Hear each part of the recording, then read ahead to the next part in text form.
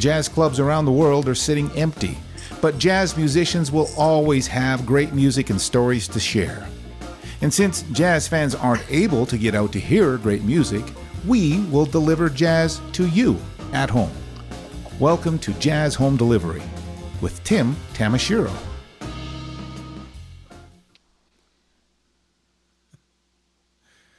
Hi there, Tim Tamashiro with you here. It's a Jazz Home Delivery here on Mother's Day. Happy Mother's Day to all good women out there. And it's also another special day. I'm going to tell you a little bit about that coming up. But right now I want to say that we are so happy to be welcoming a couple of friends here on the show today.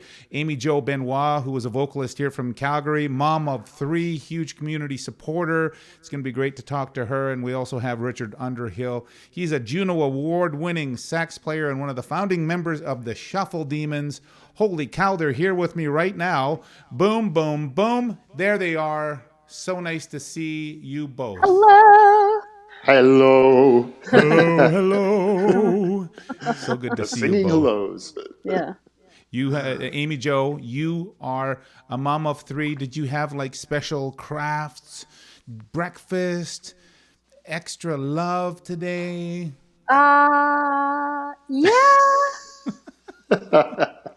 I mean, without the guilt. Yeah, without the guilt, right? Right? Yeah. Because your kids are still, how old are your girls? 11, or almost 11, almost 7, and almost 3.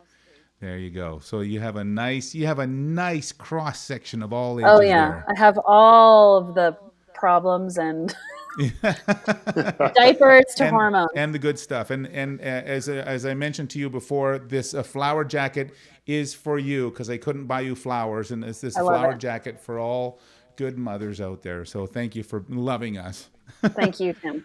Rich, what did you spend today doing there in Toronto? Yeah, well, we got a chance to go up and see my wife Susie's mom. So we rode our bikes about a half an hour north or 45 minutes north, and we got to say hi to Shirley. So that was lovely. She's a wonderful woman. And then we came back home and I cooked. You cooked? Yes. We have a new cat about a year old, or a year with us now, and so she follows Susie around. So it's kind of like cat one day. I hate to say that to the real moms, but Oh no, it's real because we just got a cat. Yeah, we just took in a cat, and it's like having another kid. Is it? Yeah. Okay. Now we know. Now we know. Yeah. I'm looking forward to talking to you both and hearing some music from you both on the show today. I also wanted to point out to everybody that today is another special day. In fact, today is, I've mentioned this on the show twice already. Today is International Migratory Bird Day. And that means that the birds are back. And so that, if the birds are back, then winter cannot come back. It's a promise that the birds bring to us. So my friend Music with Mandy has put together a little video. I'm going to play that now for everybody at home. Check this out. Oh, hey there. I'm Tim Tamashiro. I'm here in my own backyard just filling up my bird feeders because not only is it Mother's Day today, it also happens to be International Migratory Bird Day as well. And I love birds. In fact, when I'm out walking my dog, I'm always talking to the birds. I talk to robins and barn swallows and house wrens and red-throated loons and willow ptarmigans, cooper hawks and long-billed curlews. Heck, you know what? I'll even say hi to a short-billed dew-witcher from time to time. I'm just happy that it's International Bird Day because the birds are back here in Alberta. And you know what? My friend Mandy Morris even wrote a little jazz song about migratory birds for you. Thanks to the city of Calgary for helping us celebrate International Migratory Bird Day. And thanks to JazzYYC as well. Here's my friend Mandy with that song for you.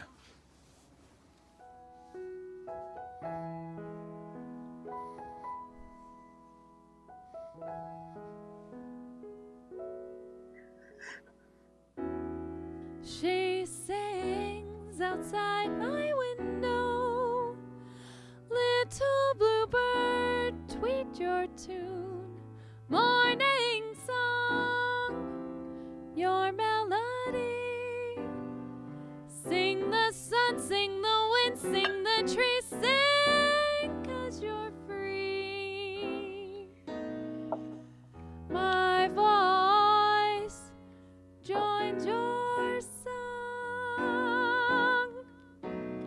Tweet, tweet, tweet, tweet, tweet, tweet, tweet, tweet, tweet. Tweet, tweet, tweet, tweet, tweet, tweet, tweet, tweet, tweedledee, tweedledee, tweedledee, tweedledee, rhythm of your tip-tapping, oh woodpecker, keep that beat so we can play along, steady and true. Tap the bark, tap your beat, tap in deep, tap Tiffany. Nature's drum and my friend.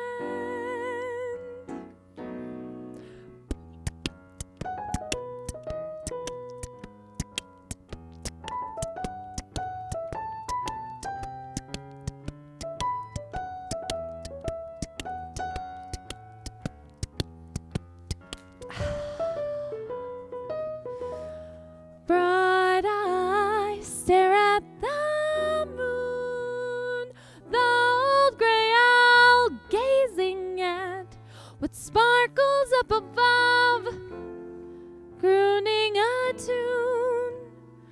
Hoot your song, hoot so soft, hoot to me to sleep. Your songs, my lullaby. Ooh, ooh, ooh.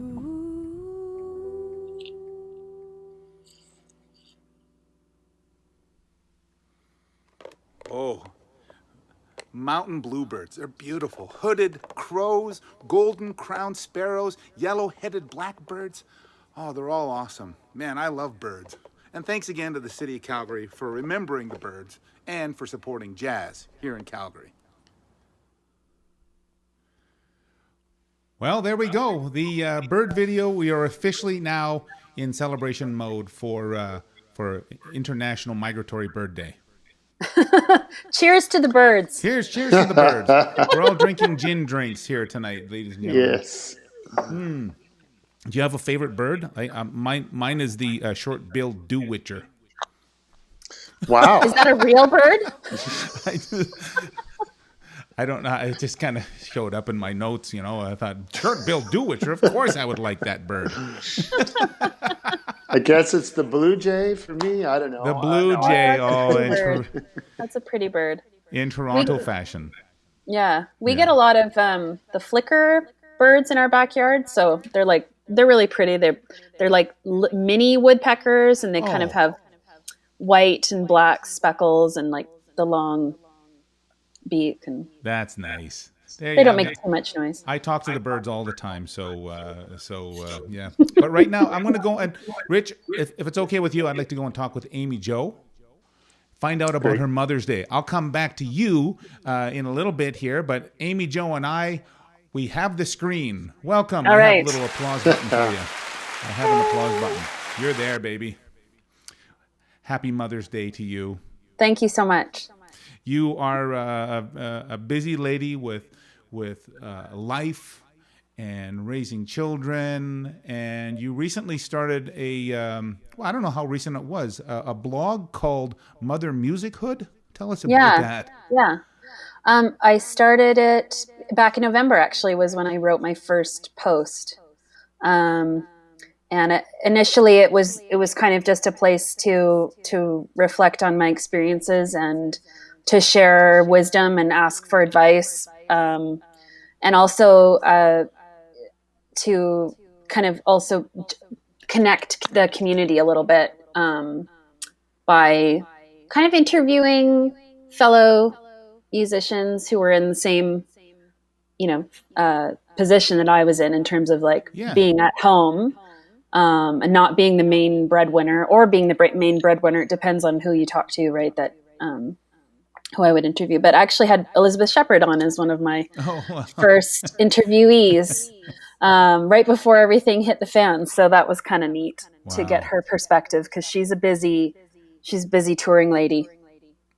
And you're talking about issues that are specific to motherhood and being a musician, because those are extraordinarily like diverse paths to be taking. You got to make a choice every single day on what direction you're going to go into.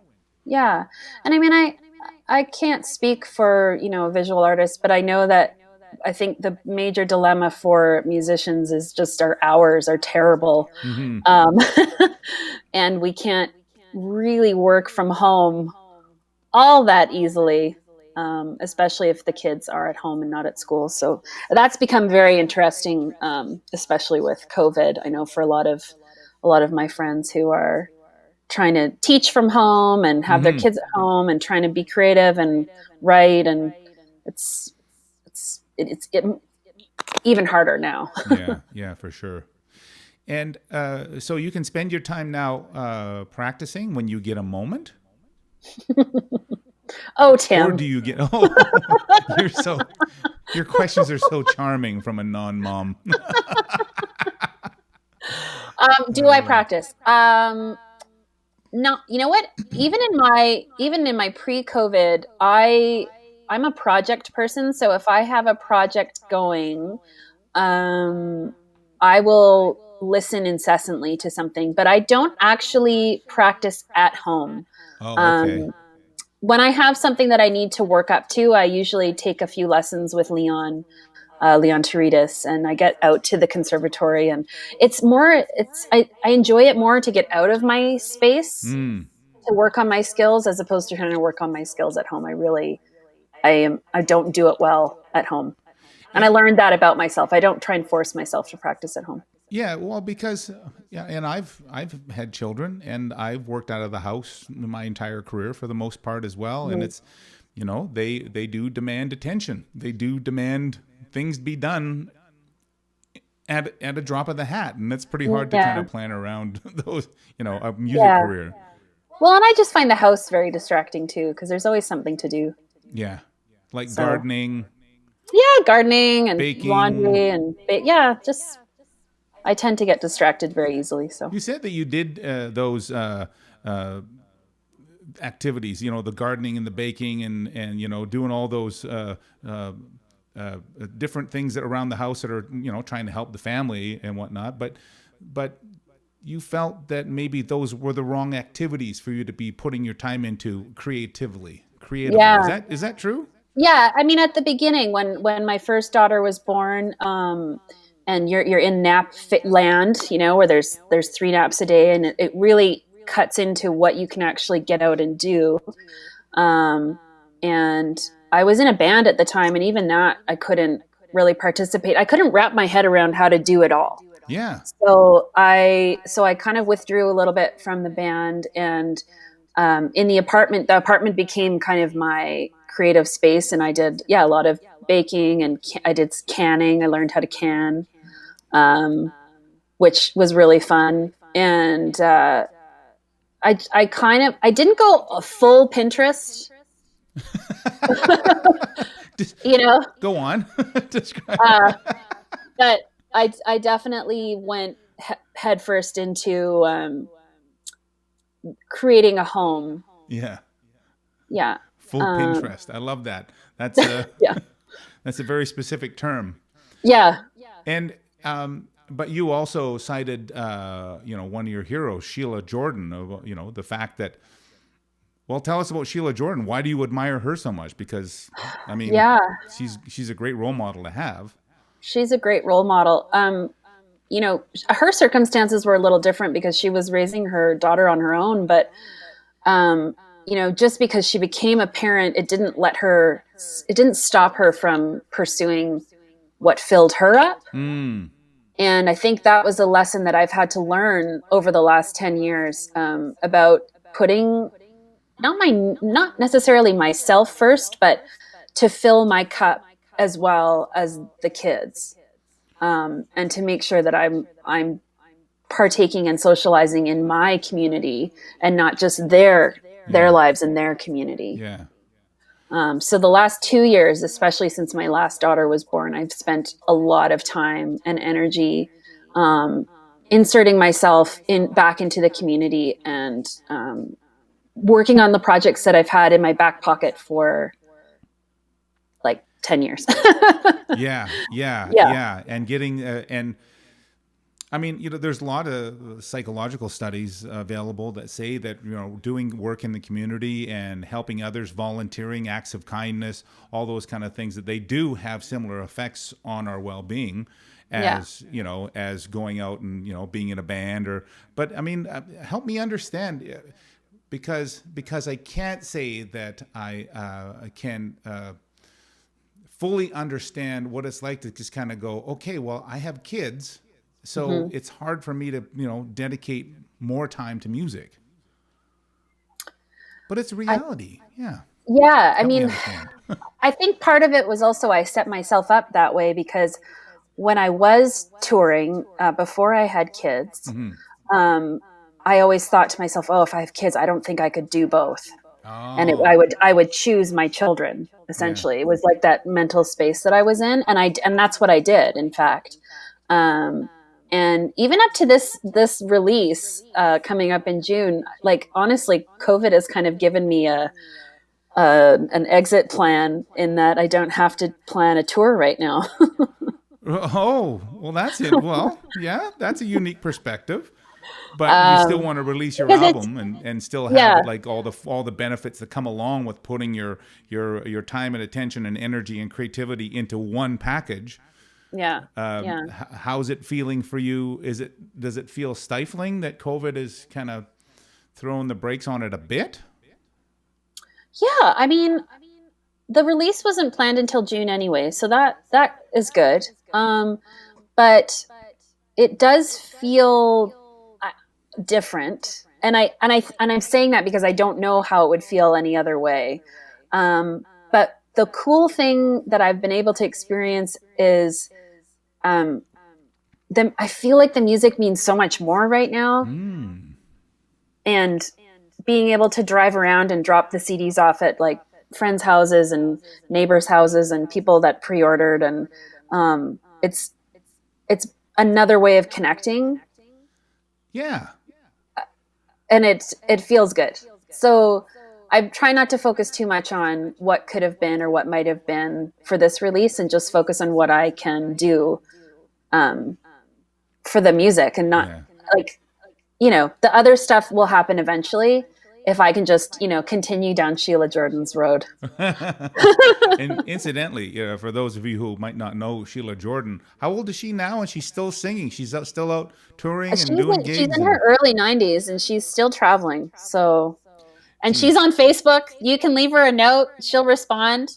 That's amazing. Yeah, well, she's an amazing woman, that's for sure. And I know that every time that she comes to town, there's a certain group of singers, especially, that just kind of get all giddy and they're going, "Oh, it's like my unicorn is coming to town," right? Pretty much, yeah. Yeah, that's amazing. So you've been talking about this new album of yours. Tell us about it. And by the way, ladies and gentlemen, we are going to be debuting Aimee-Jo Benoit's brand new music video. It's the world premiere tonight on Jazz Home Delivery. Holy cow. Tell us about the album. Oh, no pressure. The album is, so I recorded with Trio Velocity. They're my collaborators for this album. Nice. And I've been working with them, I guess, maybe 4 years this summer. We started working together 4 years ago after Keith Smith had passed away. Oh, yeah. And they fit my way of practicing in the sense of like, I didn't have a lot of time to practice at the time. Yeah. And so we would kind of pick songs and we'd learn them and we'd kind of loosely arrange them, and then we just let it fly in performance. Yeah. And we had so much good feedback from those shows that we just kept doing it. And this, it's been a long road to get to this CD, because in October we live streamed a recording session, and that was going to be the record, except the capture wasn't good enough. So then we decided to go back into studio in February and re-record, and which I'm glad we did, because we have an excellent album. And so all the songs they're not originals. They're all covers, arrangements of mostly Canadian songwriters. There's a few like smatterings thrown in there. There's some Beatles and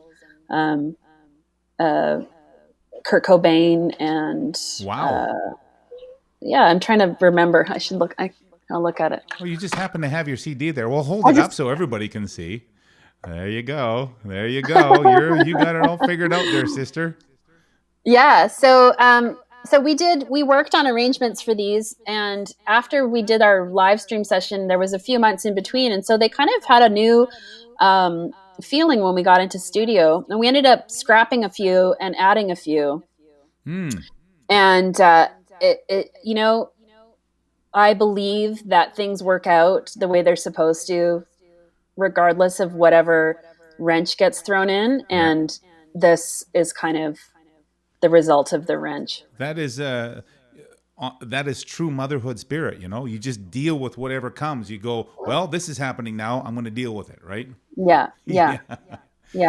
Your first video is Bourgeonnet. So that's the name of the album. Is. Yeah, bourgeonnet is an old French term for the idea of burgeoning. So the idea of the sprout shooting and pushing through the soil. And that was the mental image I had of our groups coming together and how the ideas kind of emerge as we're playing together. Because we really are a listening band. You'll hear it, you know, if you listen to the album, you can hear, you know, Sheldon and I speaking together, or like Simon and Robin speaking together, and it just it's really magical for me to work with these guys. And this video was shot before all this COVID stuff had taken place, right? So some of the footage is from our live stream session in October. Yeah. And some of the footage is actually from in April, but we so physically distanced ourselves. So it was just myself and my cameraman, Brendan. And you shot in a tiny house. Yes, in a tiny laneway house. Yeah, but Studio North is who Brendan works for, and they gave us permission to do the video in the house, and it really felt like a tree house up there. It was so lovely. It's a beautiful house. Space. Yeah, I've seen the video.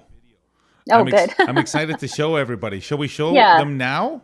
Sure. The world premiere. Ladies and gentlemen, the world premiere of Aimee-Jo Benoit's new video. It's called Bourgeonnet, and it's all part of the TD JazzYYC International Jazz Days Virtual Festival. Boy, I'm excited. Here we go. Dum-da-da-dum-dum.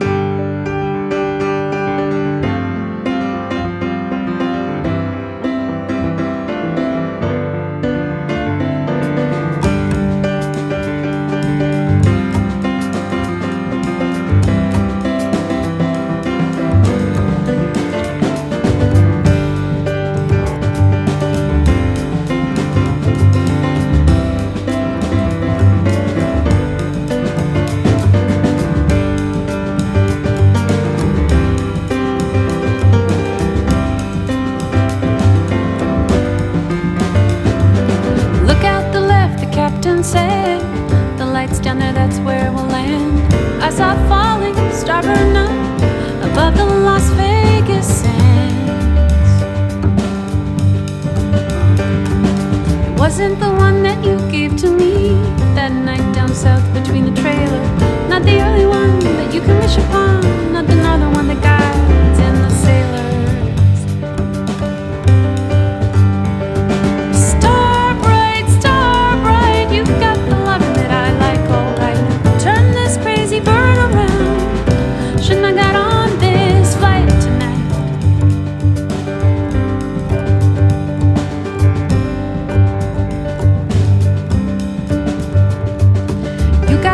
So gentle and sweet, but you got that look so critical. I can't talk to you, baby, it gets so weak.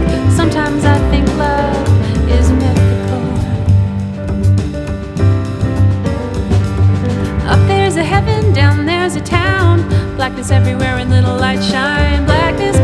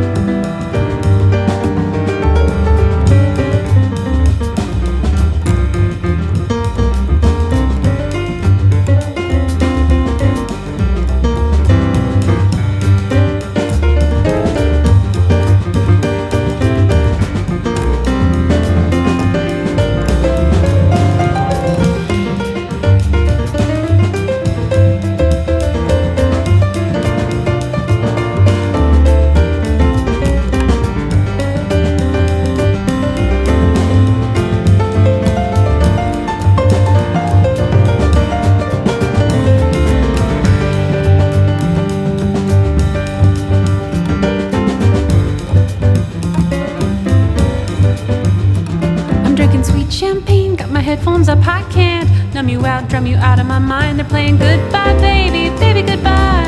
Oh, love is blind. Up go the flaps, down go the wheels. I hope you got your heat turned on, baby. I hope you finally fixed your automobile. I hope it's better when we meet again, babe. Star bright, you've got the love that I like, alright. Turn this crazy bird around.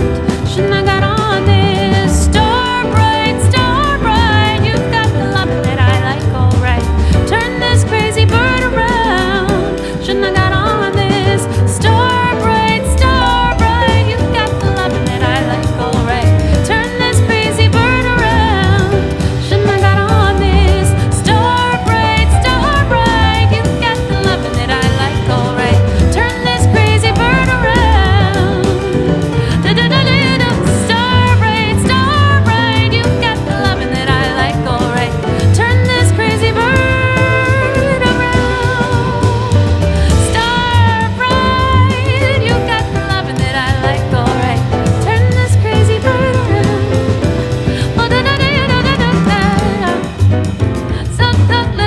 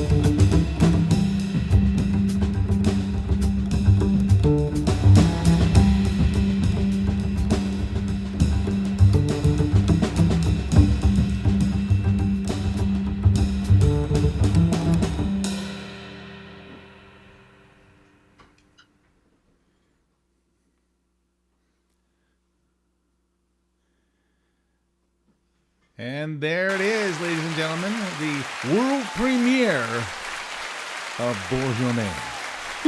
Bourgeoning. Burgeoning new music career with a brand new album. Yes. New adventures on its way for you. Yeah. Good for That's you. true. Thank you. Does it feel good? Is it kind of cathartic to kind of get to that point where you have, a music video under your belt and the album's released and it's happening? Yeah, I mean I I feel good 95% of the time.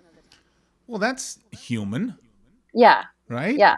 I mean, I've had really fun little things that I wasn't expecting, like people Shazamming the song. Oh. Which I think is great. That's super cool.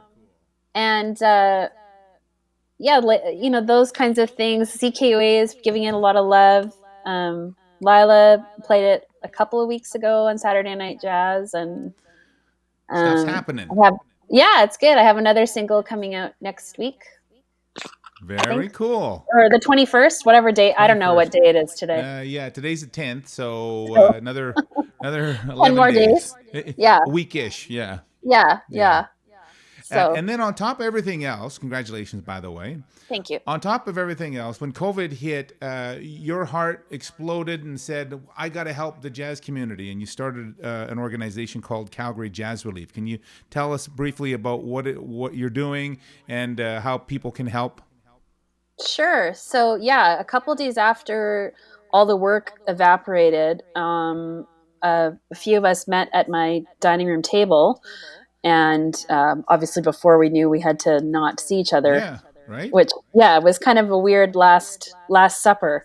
But we decided we needed to rally together somehow and join the jazz community because it felt like the possibility of us getting left behind was very real.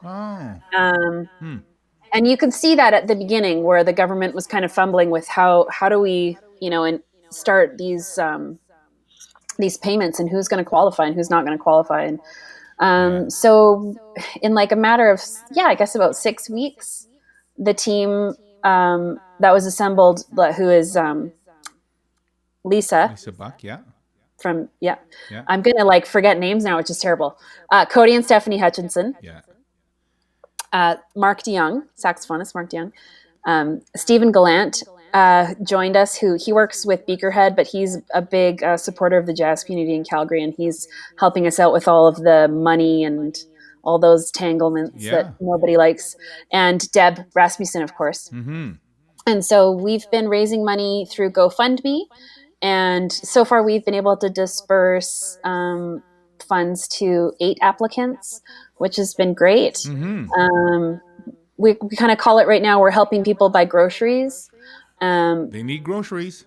Yeah, and then long term, we hope to be a long term solution for the jazz community. That if they have emergency dental work they need done, or they have some other kind of crisis that they need financial stolen support. saxophones.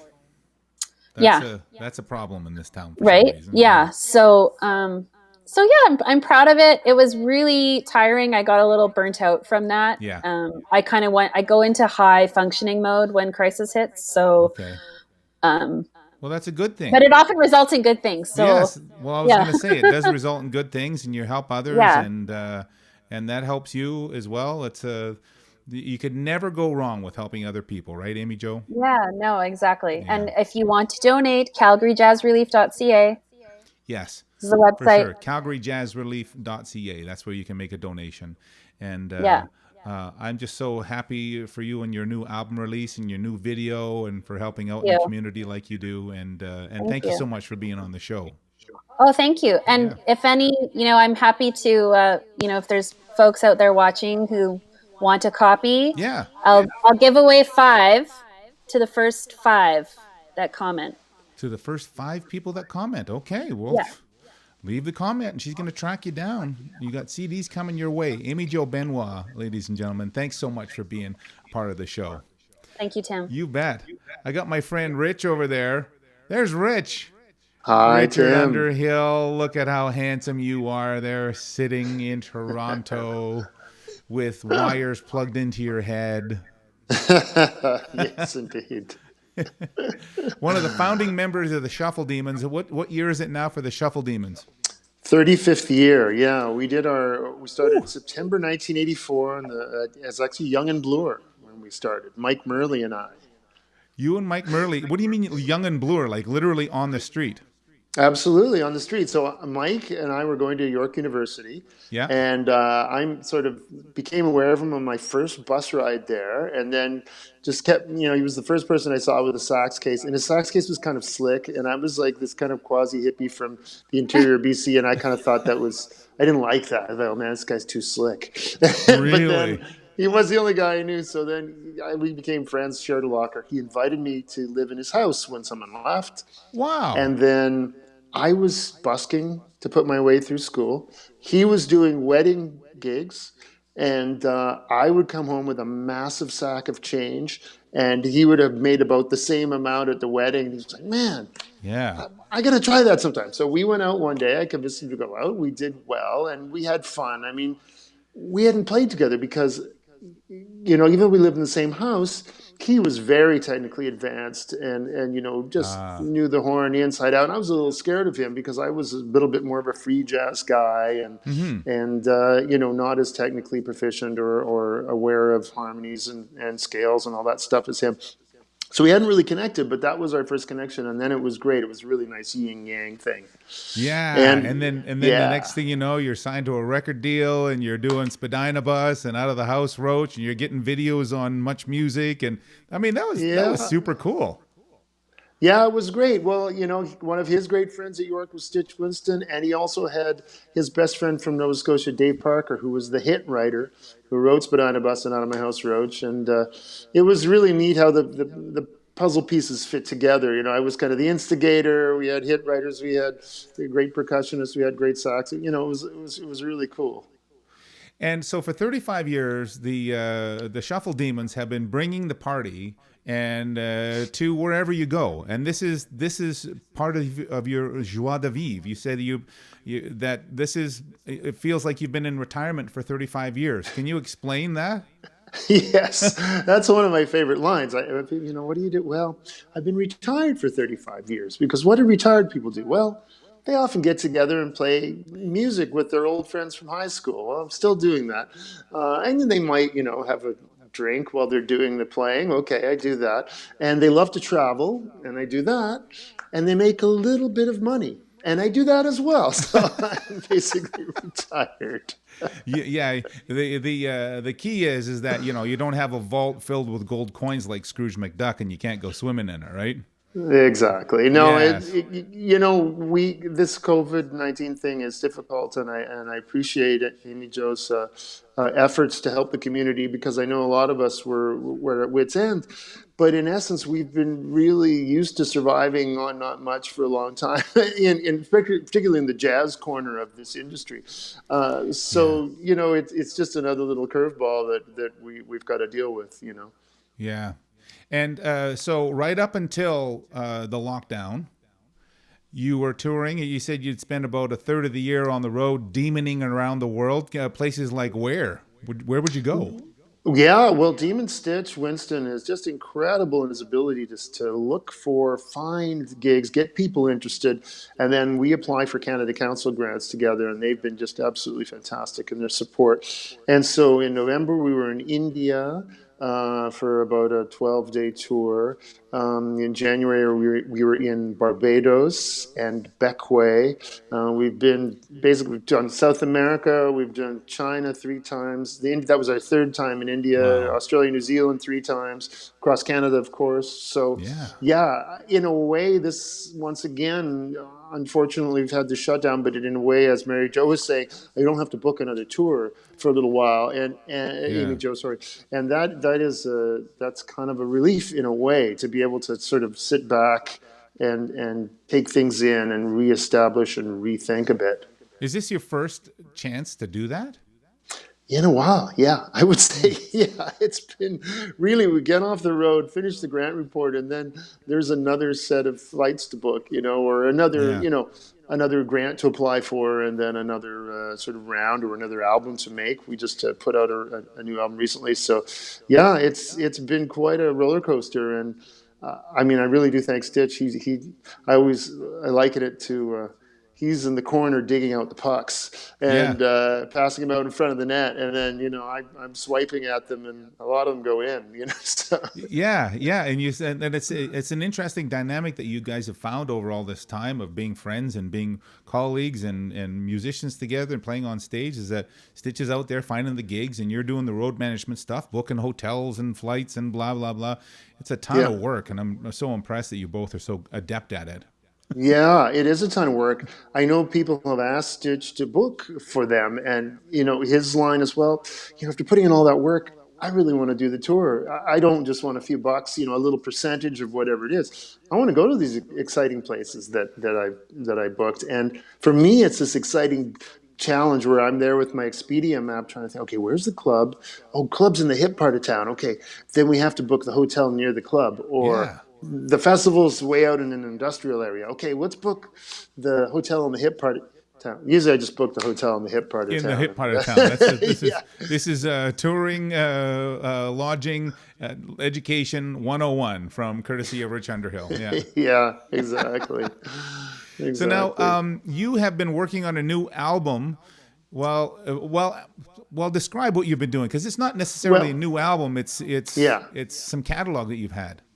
Exactly. Once this hit and I had this free time, I thought, and I was sort of updating my music online, I thought, well, wait a minute, I have this album called Free Spirit that I released in 2010. And I had some wonderful people on it. Ron Westray on trombone, Wynton Marsalis, Lincoln the Center Jazz Orchestra fame, and Larnell Lewis, who's just really exploded with the, Snarky Puppy work, and recently with Quincy Jones, Dave Restivo, fantastic piano player, Artie Roth on bass, Eric Siller on guitar. I had that album studio, but I also had a live DVD. So I had released the package together. But, a lot of people hadn't really heard the DVD. It turns out I sort of didn't estimate that correctly, and most people didn't. They just want to listen to the music. They don't necessarily want to go to the effort of putting in a whole live concert DVD. So the great thing is I have that footage, and so I've edited the footage down. I'm just about to release that footage as a CD. So it is new in that not a lot of people have heard it, and you'll be able to play it on the radio. But it is from 2010. But a great concert. But it's nice to be able to dig through the vault like that and kind of go, I wonder if people will find this delicious. I think it's fun. Yeah, it's great. Yeah, absolutely. And I do have a lot of stuff, some live at the Rex stuff I recorded that I never got around to doing. And there's a lot of Demon video clips that I want to get up there as well. Oh, yeah, totally. We put out a DVD as well at one point, and, along with the classic produced videos like Spadina Bus, some ridiculously funny footage of us at Stonehenge. And, do tell. Basically committing sacrilege in front of monuments around the world. So, there's some fun stuff there. Everybody needs a hobby, my friend. Exactly. Yeah, everybody needs a hobby. You have a song, you recorded a couple of tunes for us on video, and the first song that I have teed up is one called The Old Guys. This isn't a song about you and your friends, is it? Because you're not old. Buddy? Well, you know what? I was really influenced by Horace Silver on this one. I love his, blues in the pocket, but, exploring that whole gospel tradition. And to me, I grew up listening to free jazz, but also listening to the really hard Ben Webster swing, Paul Gonsalves, Duke Ellington, the really hard swinging players of that era. And so, the kind of lyric in my head is, let's talk about the old guys.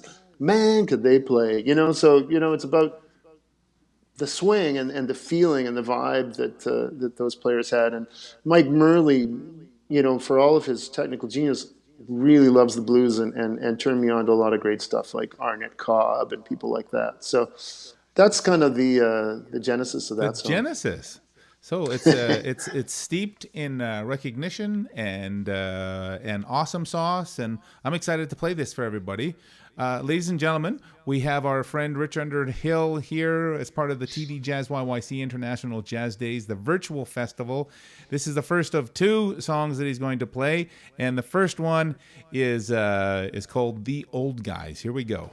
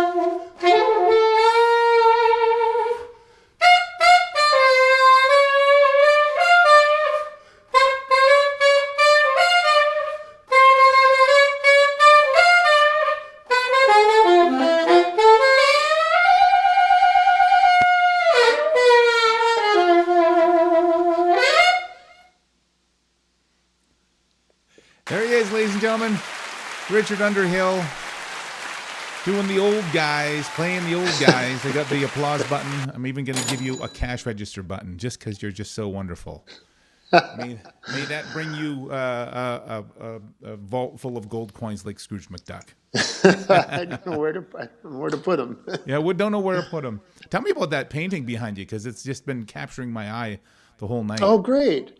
Yeah, this was given to us when we bought this house by our good friend Kevin Quain, who is an accomplished songwriter and singer and musician here in Toronto. You may know him. He's great, and I've known him, at least 30, if not more years. And he did the painting and gave it to us. So what an incredible friend to give you such a beautiful work of art for your home. Man, that's amazing. I know. Cool. Lucky us. Lots of interesting textures and things happening there. I do really love it. Yeah. Thanks for sharing that in the shot. You got to pick your shot, for these things. I've noticed, over watching them over the past 6 weeks or whatever. Yeah. And it's a little statement you can make. Amen. Hey, Rich, you've made a life out of improvising. And you know how much joy there is in improvising. Why is it that, why do you think people have a hesitation to improvise? Oh, I think that's interesting. I think people are worried about making mistakes. I mean, that's kind of the very first thing that people, that comes into your mind when you're improvising. And it's funny for me because I used to do piano lessons as a kid, and the piano was in the basement. And so it was always out of tune. It was kind of musty down there, and I didn't practice much. And so I went to one of those Kiwanis festivals or whatever it was, and right before me there were these little kids playing violin, and they were perfect, and it was incredible. Oh, then it's me. So I get up there, and this piano, I'm telling you, the gaps between the keys were this wide. That's what it felt like, right? Oh. And, let's be frank, I never had practiced the bridge to Oranges and Lemons, Say the Bells of St. Clements, that much. So I always, you do the A section. So I got to the bridge, and it was just totally off the rails. But I kept going. And it was, I don't know what, kind of free jazz it was. But I was coming to the end of it. I could see the beginning. And then my teacher stopped me and said, "Richard, could you do that again?" And, that was the most incredibly embarrassing thing. But also, I didn't know the bridge. It didn't matter. Yeah. It wasn't going to get any better. So I did it again. And, I made my way through the bridge somehow. And then I made it out the other side. And I didn't die. And that sort of gave me, I think it could have gone two ways.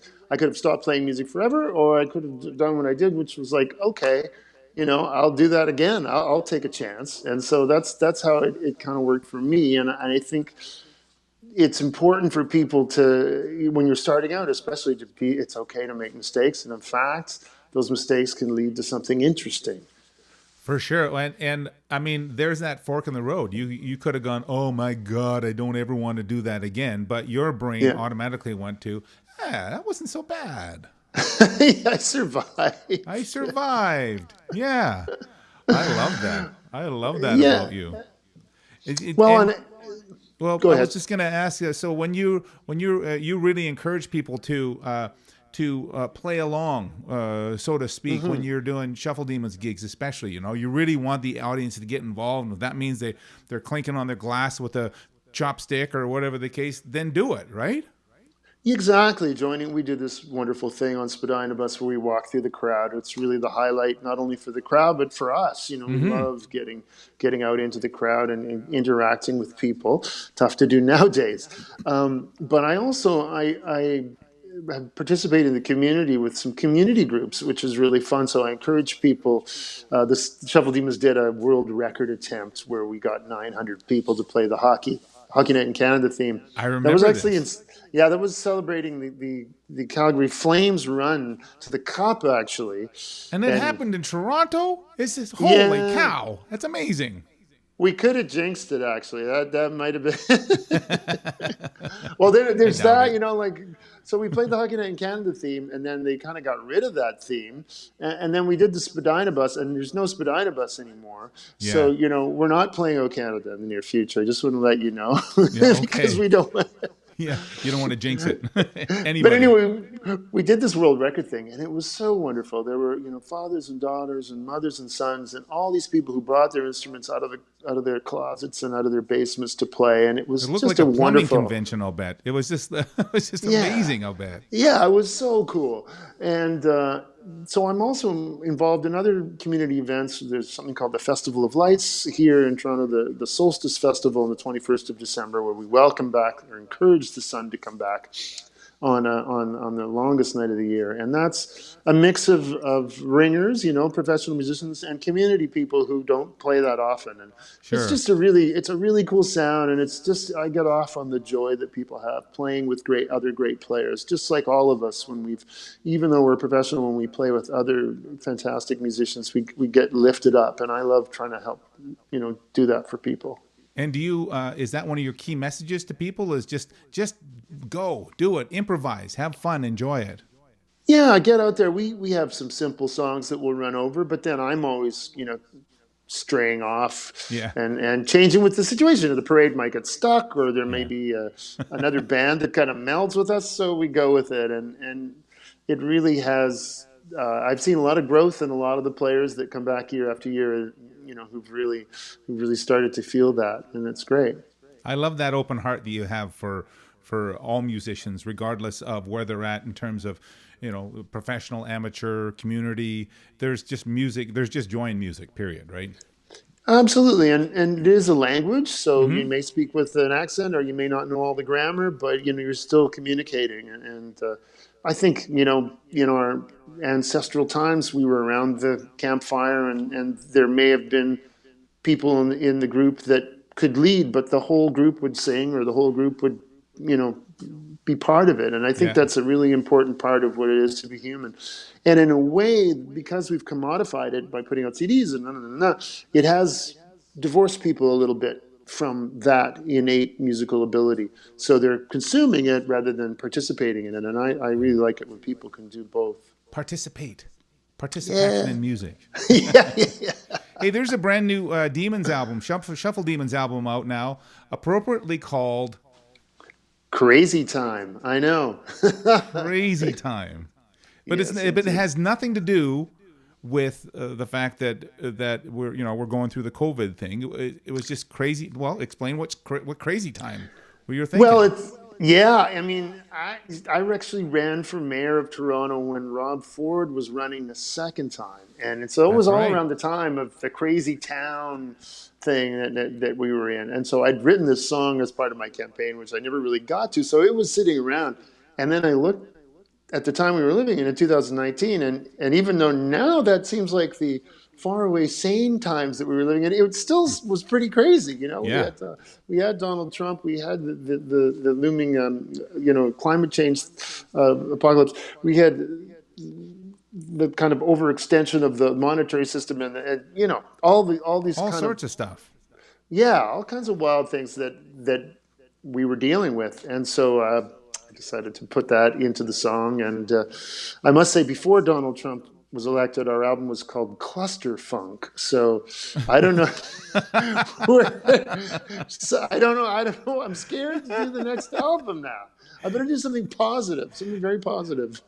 Cluster Funk, Crazy Time. I think you guys got the word blessing. That's for sure. The title blessing.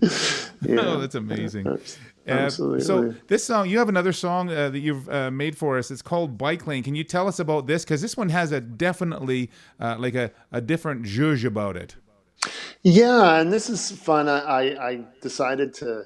This is one from my repertoire, and it's part of this Free Spirit live album that I will be releasing. So it's one of the songs we do. But given the challenge of trying to make something interesting when you're alone in your house with your wonderful wife, camera person, I decided to play along and sort of in reflection of just having come back from India, I played along with something called the iTabla Pro. So it's a fun thing to practice too. There's all kinds of modes and scales and tabla beats that you can play to. The one I chose was actually one where one falls where I think it is, and where it is. Whereas usually I think one is on beat 3.5 in terms of the pattern. So Yeah. this is correct in terms of what's being played. But I also added my effects. So I've been playing in a band called Astro Groove for many years, which is a trio that improvises with sort of an improvised dance groove kind of trio with a James B. alumni, Great Bob Scott. Great Bob Scott, yeah. Yeah, Heck of a drummer, on the drums. sweet man, yeah. And Brian Didier on the bass. So I use effects. So I use effects on the saxophone. So I blended these two elements and played the song. That's awesome. Well, and we're going to go and hear it right now, if you're okay with that. This song coming up called Bike Lane. And by the way, Richard is an avid cyclist in Toronto, so you'll probably see him on the roads all the time. This is all part of the TD JazzYYC International Jazz Days Virtual Festival. Here's Richard Underhill with Bike Lane.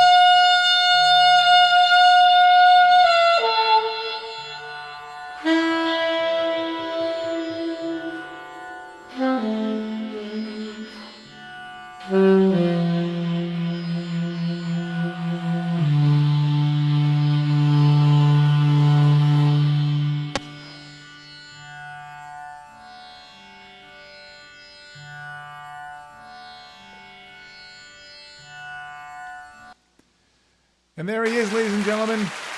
Richard Underhill with his performance of Bike Lane with the, what was the name of that app again? It was iTabla? iTabla Pro, yeah. For the iTabla iPad. Pro. Yeah. Don't get the amateur version because No, well, the free version or the 99-cent version, it goes for a minute or two and then it stops. You have to restart it. So, I hear somebody. super cool. Well, we love that. We love it when we get visitors on the show. So if they come in, that's absolutely fine.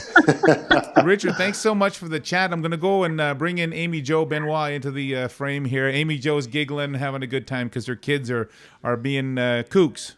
My kids are pretty good. The cat has decided to, make his appearances known to everybody. Actually, he's got a pretty good. Thank you both so much for being on Jazz Home Delivery. It was such a treat to talk to you. The time just flew for me. I know. Thank you so much. It was nice. Us too. Really nice to meet you, Aimee-Jo, in this this setting. Yeah, and I hope we play together at some point. Hey, well, hopefully I will come to Toronto.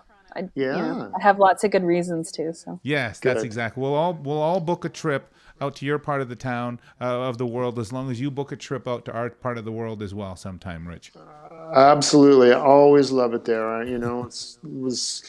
remember the Calgary, the CN Tower. It used to be when we went for our first band trip when I was 13 to Calgary. So yeah. For the Calgary Tower.